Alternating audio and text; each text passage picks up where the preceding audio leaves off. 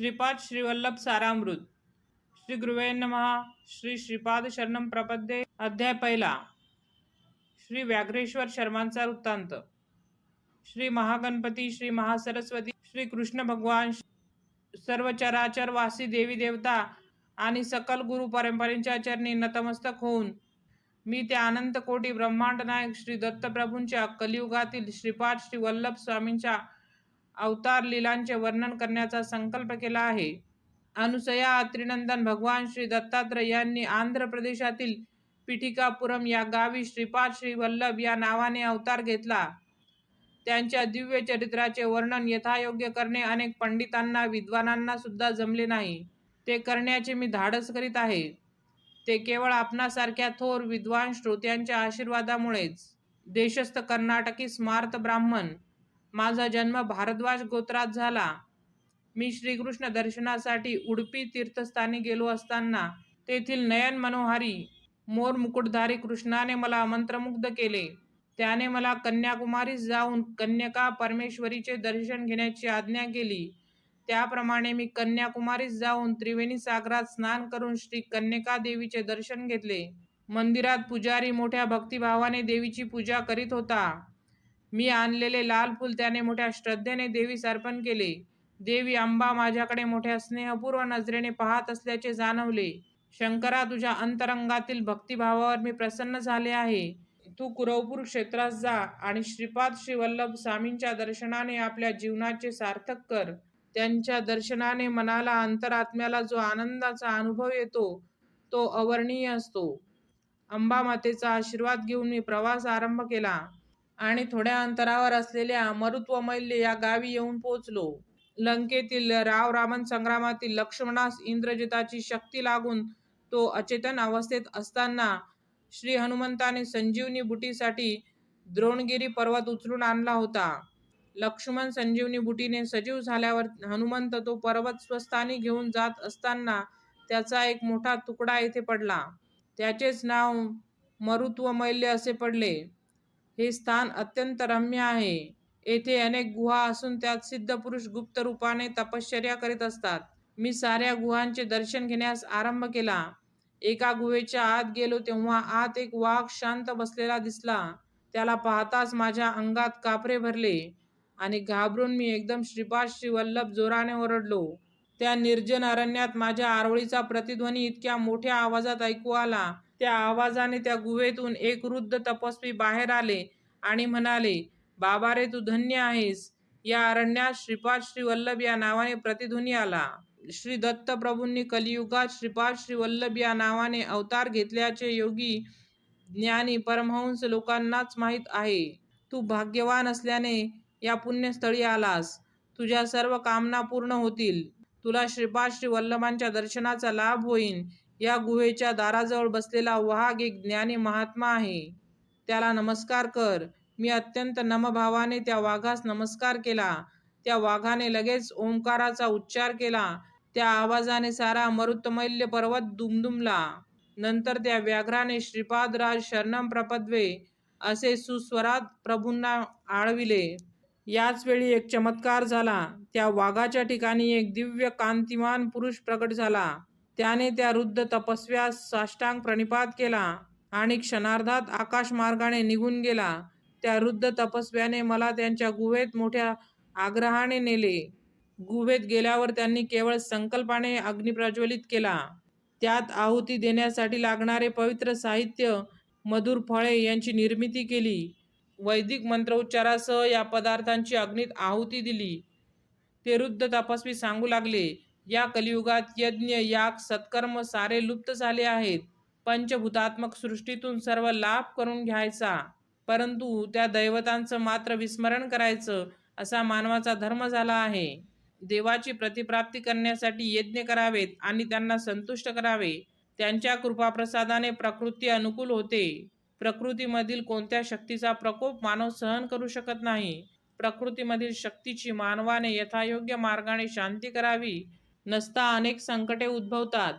मानवाने धर्मचरण न केल्यास प्रकृती शक्ती त्याची शिक्षा यथाकाली देते. लोकहितासाठी मी हा यज्ञ केला आहे.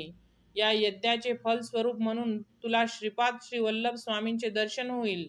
जन्म जन्मांतरीचे पुण्य फळास आले म्हणजे असे लाभ घडतात. त्या रुद्ध तपस्व्याच्या मुखातून वाहणाऱ्या या पवित्र वाक गंगा प्रवाहाने मी अगदी भारावून गेलो आणि अत्यंत नम्रतेने त्यांना साष्टांग दंडवत घातले. मी त्या तपस्व्याच्या चरणी प्रार्थना केली की ऋषीवर, मी पंडित नाही, योगी नाही, साधक नाही, मी एक अल्पज्ञ आहे. माझ्या मनातील संदेहाची निवृत्ती करून आपण आपला वरदहस्त माझ्या मस्तकी ठेवावा.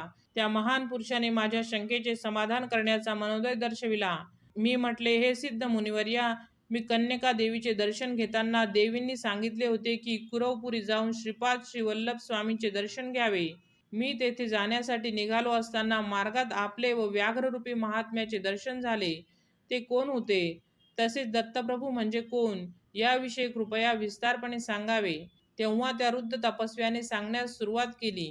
या आंध्र प्रांतातील गोदावरी मंडलातील अत्री मुनींनी तपोभूमी अशा नावाने प्रसिद्ध असलेल्या आत्रेयपूर ग्रामात एक काश्यप गोत्रीय ब्राह्मण कुटुंब वास्तव करीत होतं. त्यांना परमेश्वराच्या कृपा प्रसादाने एका पुत्राचा लाभ झाला. ब्राह्मण अत्यंत विद्वान, आचारसंपन्न होता, परंतु पुत्र मात्र मतिमंद होता. आई वडिलांनी त्याचे नाव व्याघ्रेश्वर असे ठेवले. व्याघ्रेश्वर मोठे होऊ लागले, परंतु त्यांच्या बुद्धीची वाढ मात्र होत नव्हती. पित्याने त्यांना शिकवण्याचे खूप प्रयत्न केले, परंतु त्यांना संपूर्ण संध्यावंदन सुद्धा करता येत नसे. एवढ्या विद्वान ब्राह्मणाचा पुत्र असा अज्ञानी, अशी गावातील लोकांची सारखी टोचणी त्याला अत्यंत दुःखदायक वाटे. एका ब्रह्ममुहूर्तावर त्यास स्वप्न पडले. त्यात त्याला एक दिव्य बालकाचे दर्शन झाले. ते बालक आकाशातून खाली येत होते. त्याचे चरण कमल भूमीस लागताच भूमी सुद्धा दिव्य कांतिमान झाली. तो बालक हळूहळू पावले टाकीत व्याघ्रेश्वराकडे आला आणि म्हणाला, मी असताना तुला भय कशाचे? या ग्रामाचे व माझे ऋणानुबंध आहेत. तू हिमालयातील बद्रिकारण्यात जा, तेथे तुझे सारे शुभ होईल. एवढे सांगून तो बालक अंतर्धान पावला. त्या दिव्य बालकाच्या संदेशानुसार व्याघ्रेश्वर शर्मा हिमालयातील बद्रिकारण्यात जाण्यास निघाले. मार्गात त्यास अन्न पाण्याची काहीच अडचण पडली नाही. श्री दत्त कृपेने त्याला वेळेवरती अन्नपाणी मिळाले. मार्गात एक कुत्रा भेटला व तो त्याच्याबरोबर ती बद्रीवनापर्यंत सोबत होता. या प्रवासात त्यांनी उर्वशी कुंडात स्नान केले. याच वेळी एक महात्म्य आपल्या शिष्य समुदायासह उर्वशी कुंडात स्नानासाठी आले. व्याघ्रेश्वराने त्या गुरुवर्यांना साष्टांग नमस्कार केला आणि माझे शिष्यत्व स्वीकारावे अशी नम्र प्रार्थना केली. त्या महान गुरुवर्याने शिष्य करून घेण्यास मान्य केले आणि आश्चर्य असे की तात्काळ बरोबर आलेले ते कुत्रे अंतर्धान पावले. त्यावेळी ते महात्मे म्हणाले, हे व्याघ्रेश्वरा, तुझ्याबरोबर आलेला तो श्वान तुझ्या पूर्वजन्मातील केलेल्या पुण्याचे द्योतक होता. त्याने तुला आमच्या स्वाधीन करून ते अंतर्धान पावले. श्रीपाद वास्तव्याने पुनीत झालेली तपोभूमी आहे. यावर व्याघ्रेश्वर म्हणाले, हे गुरुदेवा, श्रीपाद श्रीवल्लभ कोण आहेत? त्यांनी माझ्यावरती एवढी कृपा का केली? गुरुदेव म्हणाले, ते साक्षात दत्तप्रभूच आहेत. त्रेतायुगात भारद्वाज महर्षींनी सावित्री काठकचयन नावाचा महायज्ञ श्री क्षेत्र पिठिकापुरम येथे संपन्न केला होता. त्या यज्ञप्रसंगी शिव पार्वतींना आमंत्रित केले होते. त्यावेळी शिवांनी महर्षींना आशीर्वाद दिला की तुमच्या कुलामध्ये अनेक महात्म्य सिद्ध पुरुष, योगी पुरुष अवतार घेतील. अनेक जन्माच्या पुण्यकर्माने दत्तभक्तीचा अंकुर फुटतो व तू पुढे सातत्याने वाढत गेल्यास श्री श्रीपाद स्वामींचे दर्शन होते. त्यांच्या चरण स्पर्शाने संभाषणाचे भाग्य लाभते. हे व्याघ्रेश्वरा, तुझ्यावर स्वामींची कृपा झाली आहे. मी आता माझ्या गुरुदेवांच्या दर्शनात जात आहे. पुन्हा 1 वर्षाने येईन. तुम्ही तुमच्या गुहेत आत्मज्ञान प्राप्तीसाठी तपश्चर्या करावी असे सांगून ते महागुरुदेव द्रोणगिरी पर्वताकडे गेले. व्याघ्रेश्वर गुहेत ध्यान करू लागला, परंतु त्याचे सारे ध्यान व्याघ्र रूपाकडेच असे. याचा असा परिणाम झाला की त्याला इच्छित असलेले वाघाचे रूप प्राप्त झाले. 1 वर्षाचा काळ लोटला. गुरुदेव यात्रा करून परत आले. त्यांनी सर्व गुहा बघितल्या. प्रत्येक शिष्याच्या 1 वर्षात झालेल्या प्रगतीचे ते आढावा घेत होते. एका गुहेच्या आत गेले. तिथे त्यांनी वाघ ध्यानस्थ बसलेला दिसला. त्यांना अत्यंत आश्चर्य वाटले. त्यांनी अंतर्ज्ञानाने ओळखले की तो वाघ दुसरा कोणी नसून व्याघ्रेश्वरच आहे. व्याघ्र रूपाचे सतत ध्यान केल्याने त्याला व्याघ्र रूपच प्राप्त झाले हे त्यांनी जाणले. त्यांनी त्याला आशीर्वाद देऊन ओंकाराचा मंत्र शिकवला व श्रीपाद राज शरणम प्रपद्ये हा मंत्र जपण्यास सांगितले. गुरु आज्ञेनुसार व्याघ्रेश्वर त्या रूपातच मंत्राचा जप करू लागला. व्याघाच्या रूपातच त्याने कुरवपूरला प्रयाण केले. यथाकाली तो कुरवपूर ग्रामाजवळ येऊन पोहोचला. मध्ये कृष्णा नदी वाहत होती. तो अलीकडील तीरावर बसून श्रीपादराज शरणम प्रपद्ये या मंत्राचा जप करू लागला. श्रीपाद श्रीवल्लभ कुरवपूर ग्रामात आपल्या शिष्यासह बसले होते.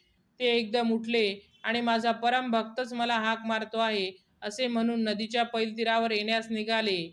ते पाण्यातून चालताना त्यांच्या पदकमलांची चिन्ह पाण्यावर उमटत होती व ती फार सुंदर दिसत होती. स्वामी पैलतीरावर पोचल्यावर व्याघ्रेश्वराने त्यांच्या दिव्य चरणांवरती आपले मस्तक ठेवून अत्यंत भक्तिभावाने नमस्कार केला.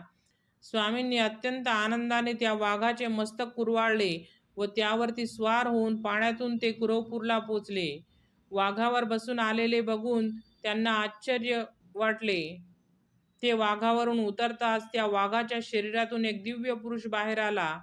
त्याने आपल्या देहाचे व्याघ्रजीन स्वामींनी आसन म्हणून स्वीकारावे अशी विनंती केली. तो श्रीच्या चरणी अत्यंत भक्तिभावाने नतमस्तक झाला. त्याचे अष्टभाव जागृत होऊन प्रेमभावाने त्याने स्वामींच्या चरणांवर आपल्या नेत्रातून अश्रूंनी अभिषेक केला. मोठ्या प्रेमभावाने स्वामींनी त्याला उठवले आणि म्हणाले, हे व्याघ्रेश्वरा, तू एका जन्मात अत्यंत बलशाली असा मल्ल होतास. तेव्हा तू वाघाशी युद्ध करून त्यांना अतिक्रूरतेने वागवित होतास. त्यांना वेळेवर अन्न पाणी सुद्धा देत नव्हतास. त्यांना साखळीने बांधून लोकांच्या दर्शनासाठी ठेवत होतास. या दुष्कर्मामुळेच तुला अनेक नीच जीव जंतूच्या योनी जन्म घ्यावा लागला असता. परंतु माझ्या अनुग्रहाने ते सारे दुष्कर्म हरण झाले आहेत. तू दीर्घकाळ व्याघ्र रूपात राहिल्यामुळे तुझ्या इच्छेनुसार व्याघाचे रूप धारण करता येईल व सोडताही येईल. हिमालयात कित्येक वर्षापासून माझी तपश्चर्या करणाऱ्या महान सिद्धाचे तुला दर्शन होईल आणि आशीर्वाद मिळतील. योग मार्गात तू अत्यंत प्रज्ञावंत होशील असा स्वामींनी आशीर्वाद दिला. स्वामी पुढे म्हणाले, तू हिमालयात एक वाघ अत्यंत शांत बसलेला पाहिला होतास ना. तो एक महात्मा आहे. तपश्चर्या करणाऱ्या संत पुरुषांना सामान्य लोक व इतर वन्य प्राण्यांपासून त्रास होऊ नये म्हणून त्याने ते व्याघ्र रूप धारण केले होते व तो त्याचे संरक्षण करीत होता. गुहेतील तपश्चर्या करणाऱ्या संतांचे परस्पर वर्तमान कळवण्याचे काम सुद्धा तो वाघ मोठ्या आनंदाने करीत असे. ही सगळे दत्तप्रभूंची लीलाच. श्रीपाद श्री वल्लभांचा जय जयकार असो. श्री स्वामी समर्थ.